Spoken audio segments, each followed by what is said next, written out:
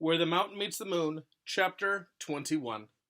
Minley and the Buffalo Boy pushed through the crowd as the sun burned the tops of their heads.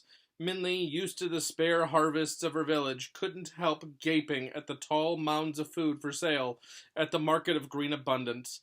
The street and open courtyard were filled with umbrella-covered stands and stalls, flaunting jade-colored cabbages, curled cucumbers, purple eggplants, and tangy oranges.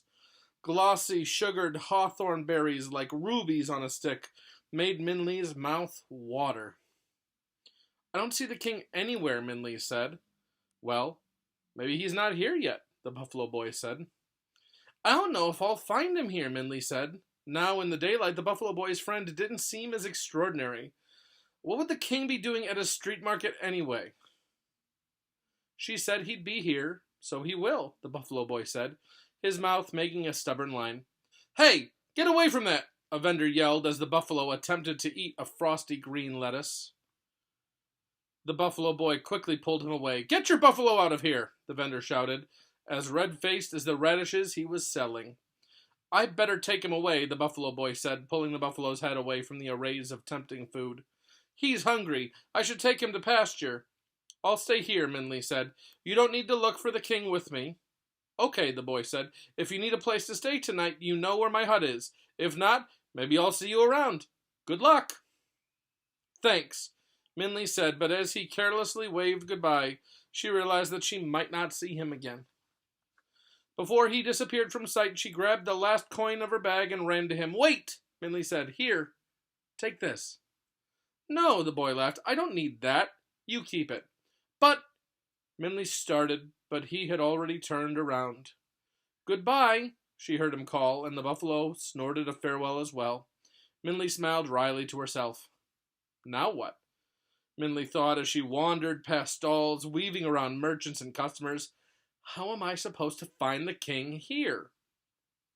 "Please, please, spare a piece of fruit for an old man," a voice creaked. Minley turned around and saw a wrinkled, poor man begging at a peach stand. He was dirty and bent, and his clothes looked as if they had been made from rags used to wash floors. "Please," he begged the peach vendor, "I'm so thirsty. One small peach, your smallest." "Go away, old man," the fat vendor said. "No money, no peach." "Please," the beggar said again weakly. "Pity a tired old man." "Get away from here, you worthless beggar," the vendor spat out, "or I'll call the guards on you." The vendor's loud voice had attracted attention from passers-by, and a small crowd began to form in front of the peach stand. "It's disgraceful to treat an old man like that," someone murmured. "Just give him a peach." "All of you are so generous with my property," the vendor glared at the crowd. "If you care so much, buy him a peach."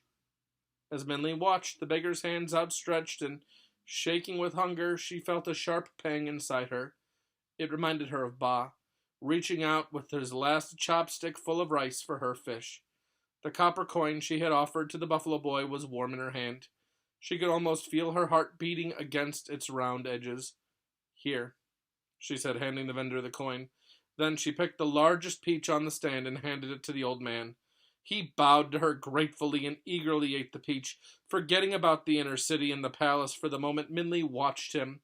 In fact, as if under a spell, the whole crowd stood and watched him swallow the fruit until he had a peach pit in his hand. "Thank you," the beggar said in a much stronger voice. And he bowed to the onlooking people. "The peach was so delicious, I wish for all of you to be able to taste it.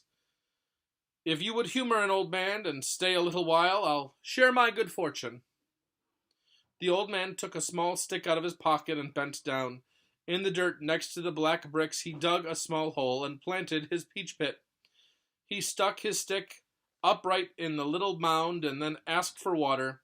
Minley, now completely fascinated, took out her water jug and handed it to him. As he poured water onto his stick, it trembled, and... was she imagining it? It seemed to grow.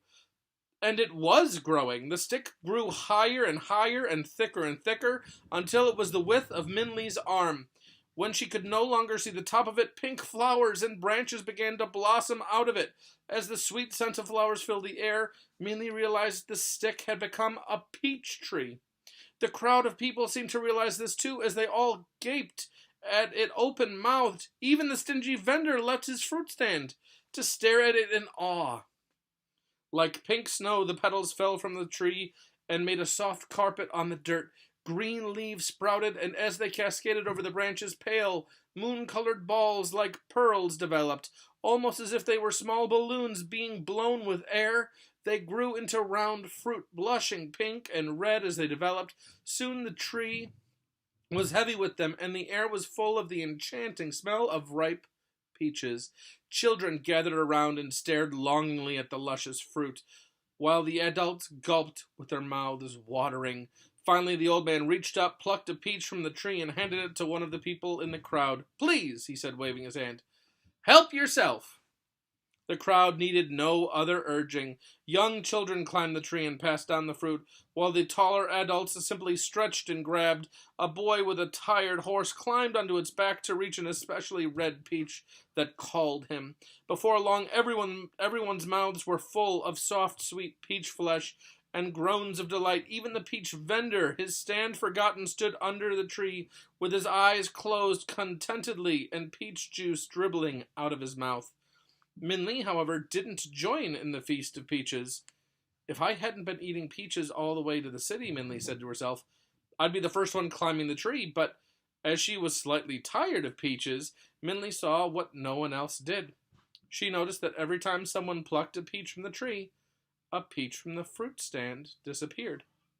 "The beggar is using the vendor's peaches for his tree," Minli laughed to herself as she glanced at him through the fruit-eating crowd. He was watching with an amused look, and suddenly Minli saw that the beggar wasn't really that old at all. He must be a magician. Maybe he can help me get into the inner city. Minli edged toward him as she weaved her way to him. The last peach was picked from the tree, and the leaves and branches began to disappear. The tree trunk seemed to shrivel it into itself, and it grew thinner and shorter. The crowd had finished their peaches, and the ground was littered with peach pits. When Minli finally reached the beggar, the tiny twig of the tree vanished underneath the pile of peach pits, and the beggar was turning to leave.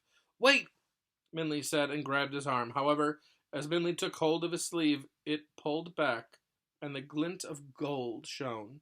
Hastily, the beggar pushed back his sleeve, but the quick glance was enough for Minli to see that he wore a gold bracelet in the shape of a dragon. They stared at each other as Minli's quick-thinking mind somersaulted. "Only the imperial family is allowed to use the image of a dragon," Dragon had said. "Everyone knows a golden dragon is always and only worn by kings," said the buffalo boy. The words flashed in her mind, and Minli could scarcely breathe. "You're wearing a dragon," Minli gasped. "Only the is allowed to wear a golden dragon. You must be... Where's that beggar?" A loud, angry shout cut through the chaos. Minli recognized the vendor's voice. "He stole my peaches! I'll get him!" Quickly, the beggar shook off Minli from his arm and began to run. She stared in shock as she finished her sentence. "You must be," Minli whispered to the ragged, disappearing figure, "the king." And that's the end of chapter 21.